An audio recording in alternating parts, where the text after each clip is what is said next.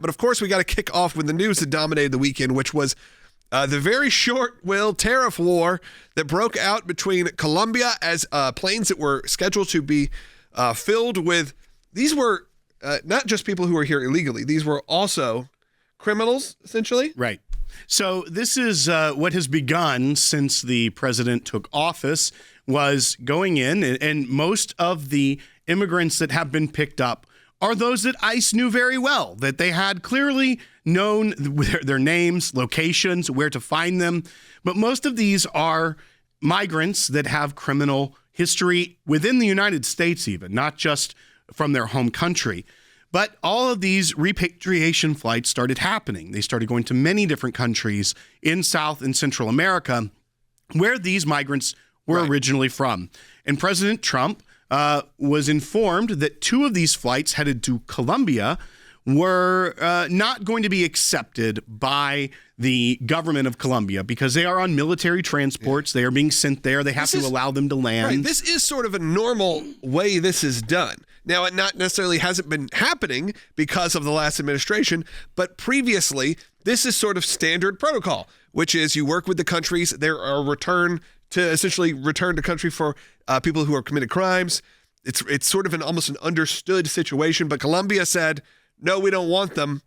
And it really broke out there for a few hours, and it got pretty intense. Harry Hutchinson's joining us in studio, obviously, as well as Will Haynes. And Will, I know you wanted to kind of just lead people through sort of the events that happened over the weekend, and then we'll get some thoughts. That's right. So over the weekend, early on Friday, 2 Air Force planes carrying migrants that had been caught by the Department of Homeland Security and ICE and were being repatriated, sent back to the country where they had originated from, where their citizenship is, were headed towards Colombia. And then shortly after in air, they were notified by the Colombian government that they would not be received by the government. So they wouldn't have the ability to land and to transfer these detainees back to their country of origin. So they turned around. One went back to Texas. One went back to San Diego. President Trump was in the middle of a round of golf, but always working, sent out on Truth Social an announcement that he was going to take retaliatory measures, 25% tariff on all goods coming into the United States. And after 1 week, those 25% tariffs would be raised to 50%, travel ban and immediate visa revocations of Colombian government officials, visa sanctions on all party members, family members, and supporters of the Colombian government, enhanced custom and border protection inspections of all Colombian nationals and cargo, and a treasury, banking, and financial sanctions to be fully imposed on Colombia. Professor Hutchison, between that golf round, I believe some said he was on hole 6 and then hole 8 when Colombia caved. First, Colombia pushed back and said, well, fine, we're doing retaliatory tariffs as well. 50% tariffs. But then within a matter of minutes, this was resolved.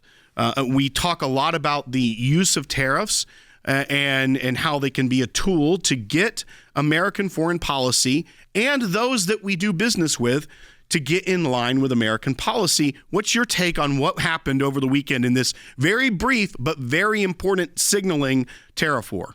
Well, number one, it's a very important signal.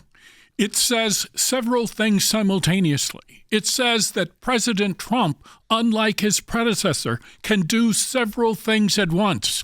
He can play golf. He can sign 200 executive actions and simultaneously hold a press conference. And he can impose tariffs on countries that are opposed to American interest. He also sent a signal both to illegals that are in the United States, and they now have an opportunity to self-deport, but he also sent a signal to Panama, to Mexico, to Iran, to Russia, to virtually every single country in the world that the United States will not accept policies that are contrary to U.S. interest.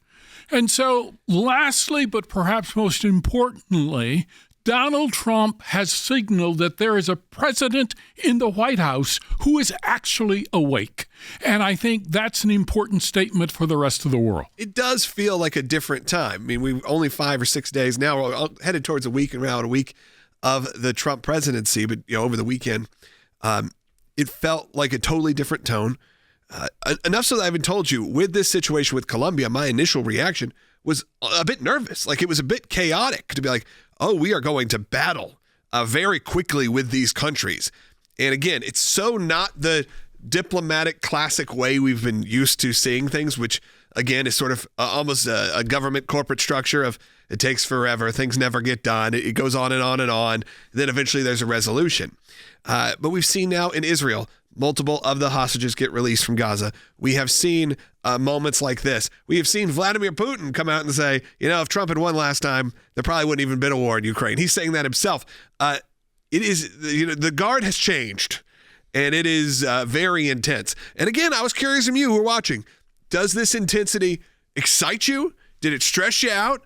Give me a call. We do have a few lines open, 1-800-684-3110, because this got resolved so quickly and maybe even didn't get, it's obviously still one of the top stories right now, but this is that sort of warning shot to a lot of nations. Well, and to your point, Logan, a lot of people have been commenting on the difference of not just how between Trump and Biden, but President Trump and basically every administration over the past 30, 40, 50 years. I'd even say the first Trump administration. Right. This is very different. And so what you typically have in a situation like this, there'd be a crisis at the State Department. We do have a Secretary of State, excuse me now, who has been confirmed. And they were already starting to take the steps to implement this. But when you think about what a State Department, okay, then go to a committee. How do we respond to Colombia, their defiance? And they come up with plans. And then those plans go to, the Department of Homeland Security and the Treasury. And then they give their input. And then it gets watered down.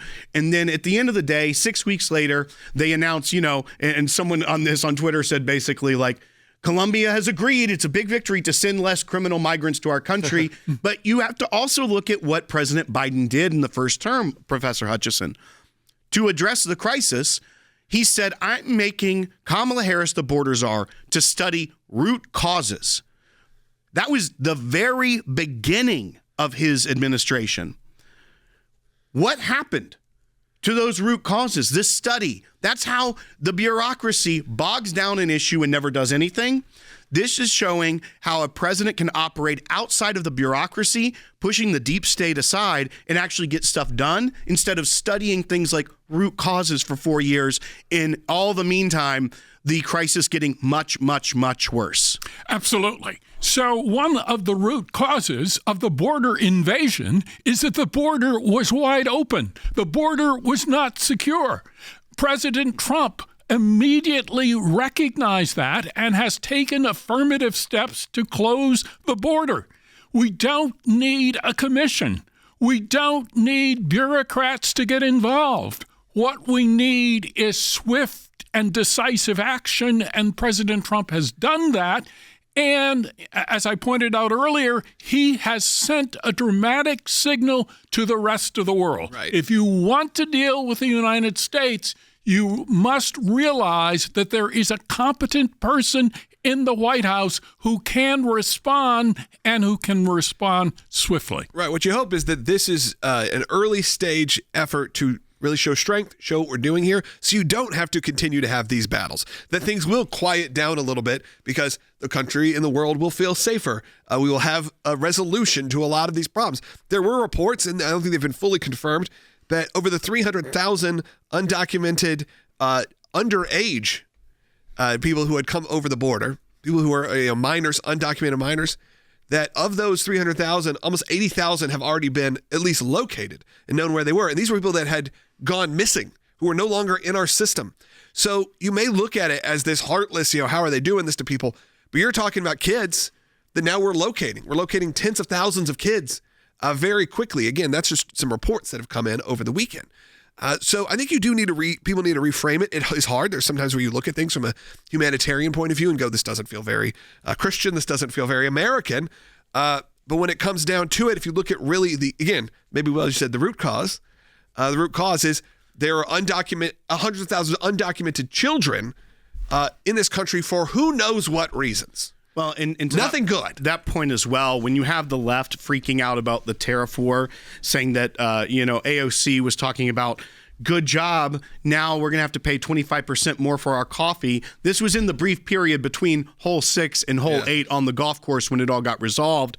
But you know what many people are saying? You know what I would rather have? I'd have to pay 25% more on specifically Colombian coffee, as if that's the only place in the world that we get coffee beans from.